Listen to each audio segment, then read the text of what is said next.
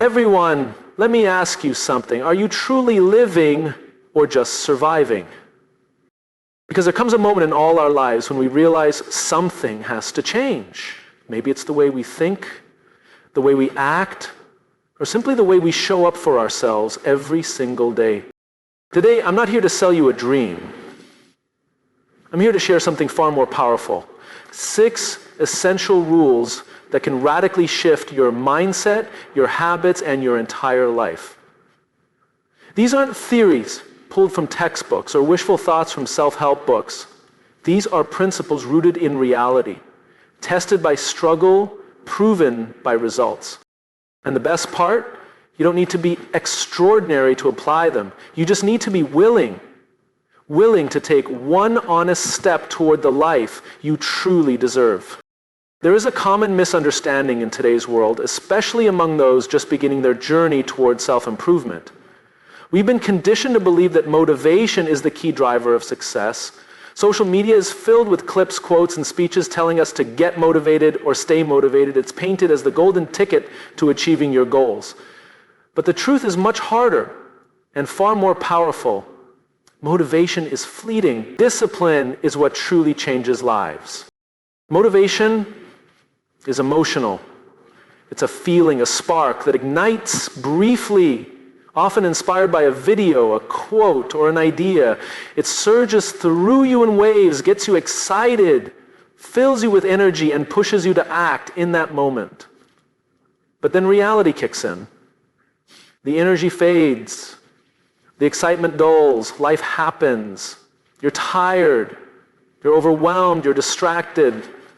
And that's when most people stop. That's also the exact point where discipline begins. Discipline is not about doing something when it feels good. It's about doing it, especially when it doesn't.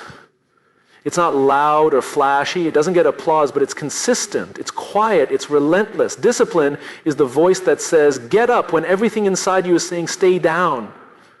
It's the force that drives you to the gym when your bed feels like the only place you belong. It's the mental grip that opens the book when your mind would rather scroll on your phone.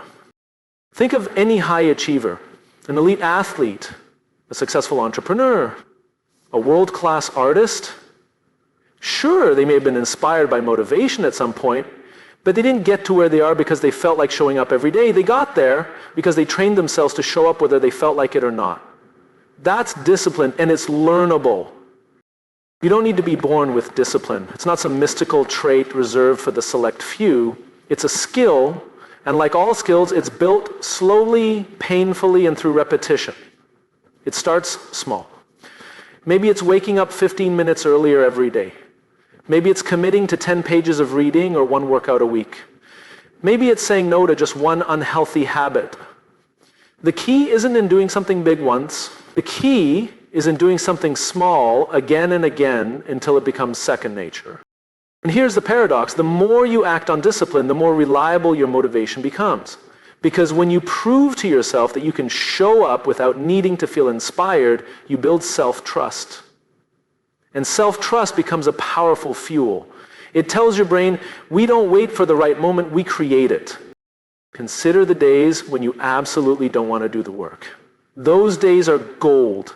That's where the muscle is built, not the physical muscle, but the mental one.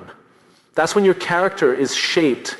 Anyone can perform when everything is going well, but it's who you are when it's hard, when it's boring, when it's uncomfortable. That's who determines where your life goes.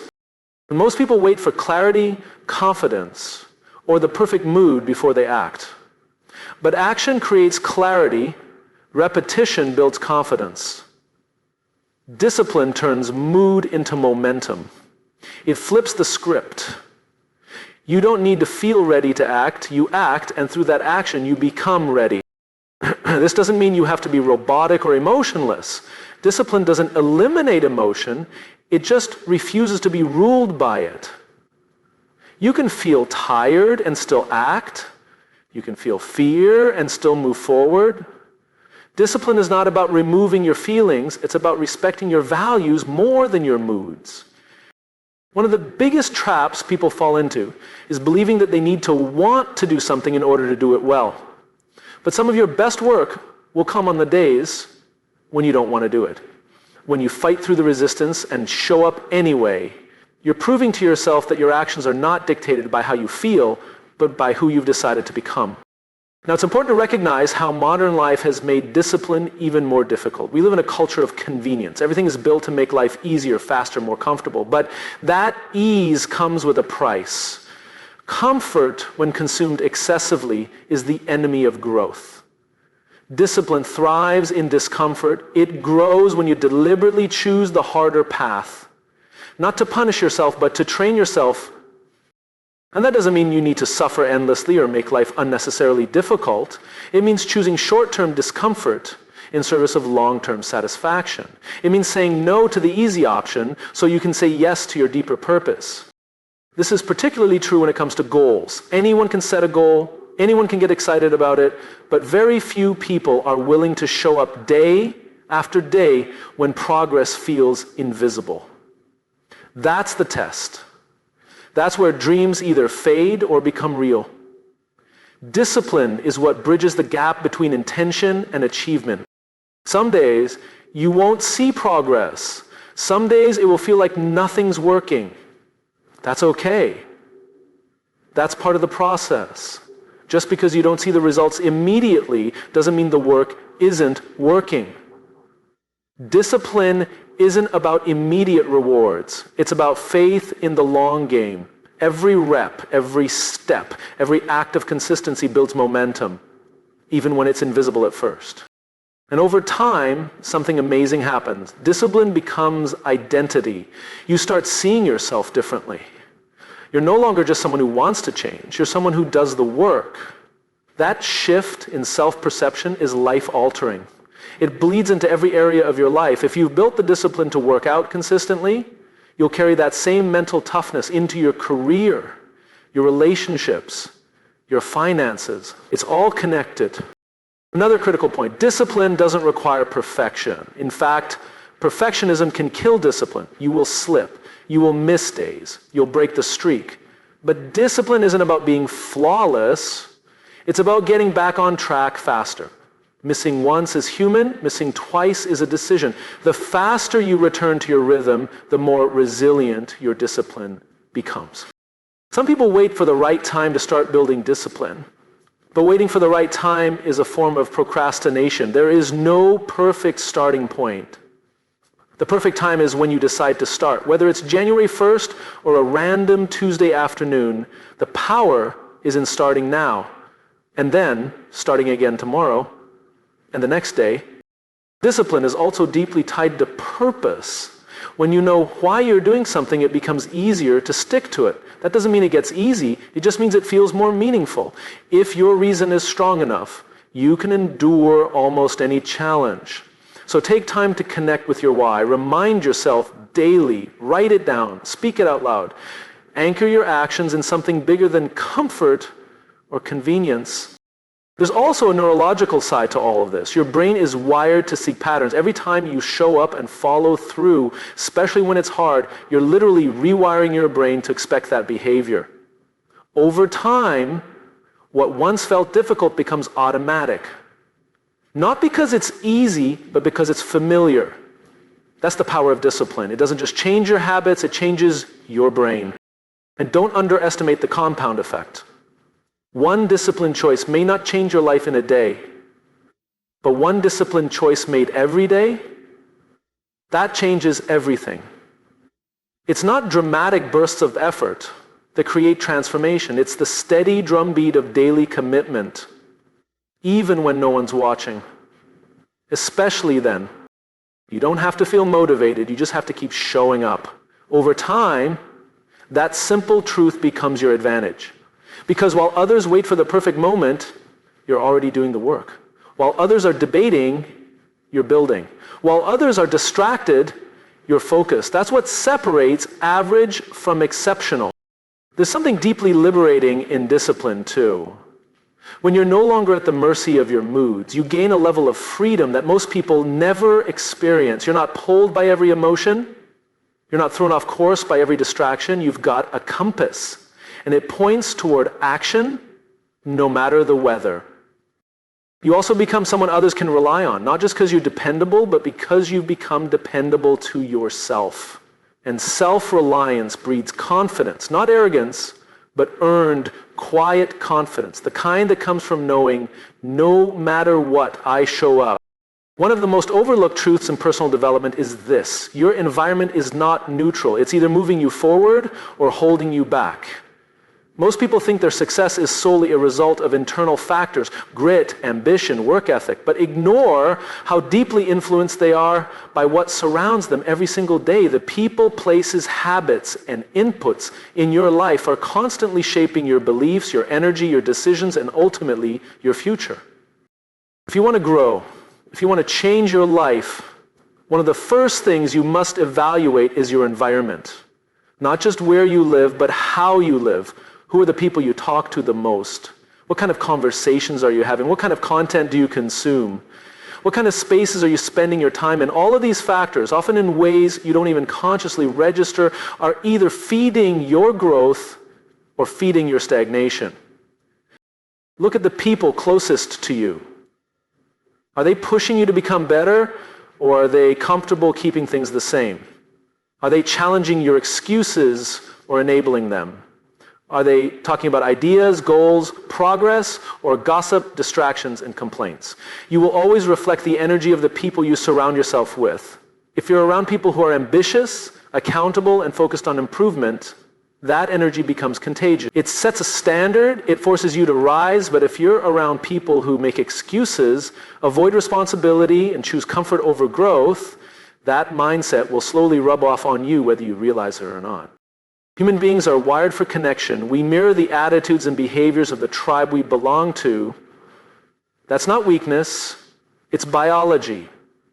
The problem is most people never stop to question whether the tribe they've surrounded themselves with is helping them evolve or keeping them stuck. We all want to feel accepted, but sometimes the price of that acceptance is staying small. You need to ask yourself, do I want to fit in or do I want to move forward? Now, changing your environment might mean having difficult conversations. It might mean distancing yourself from people who've been in your life for years.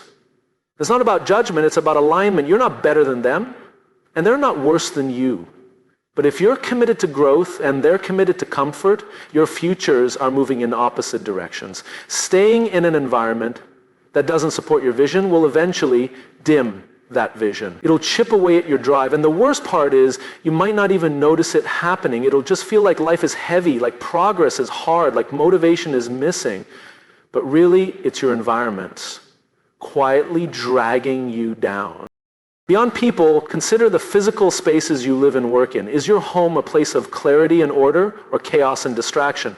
Does your workspace invite focus or invite procrastination? The state of your environment reflects the state of your mind, and it also influences it. When your space is cluttered, it's harder to think clearly. When your space is neglected, your habits follow suit. It doesn't need to be fancy or expensive, but it should reflect the kind of mindset you want to live in. Organized, intentional, energizing. Think about the content you consume. Every podcast you listen to, every article you read, every video you watch, those are part of your environment. They're programming your thinking, shaping your beliefs, and framing your perspective. If you constantly feed your mind with drama, fear, and negativity, don't be surprised when you feel anxious, distracted, and unmotivated. On the other hand, if you consume content that challenges you, inspires you, and stretches your thinking, your mindset will begin to shift. Growth doesn't happen by accident. You have to build an ecosystem that makes it the default. And let's not forget habits. Your routines are a major part of your environment. What do your mornings look like? How do you spend your evenings? What do you do when you're stressed? These patterns shape your identity. They set the tone for your days, and your days set the direction for your life. If your routines are reactive and scattered, your results will be too.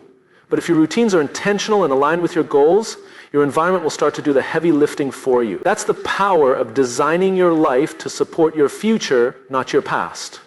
One of the most powerful things you can do is create a growth-centered environment on purpose. Start small. Add one positive influence into your daily life, a book, a mentor, a community. Remove one negative influence that pulls you away from your values. Don't underestimate the impact of these tiny shifts. They stack, they compound, and over time they create momentum. The goal is not to overhaul everything overnight. The goal is to make your environment just 1% more aligned with who you want to become every day. There's a quote that says, "You can't heal in the same environment that made you sick." The same applies to growth. You can't evolve an environment that rewards staying the same. If your current circle laughs at your ambition, mocks your efforts, or downplays your progress, you need to find a new circle. That doesn't mean cutting people out of your life with cruelty.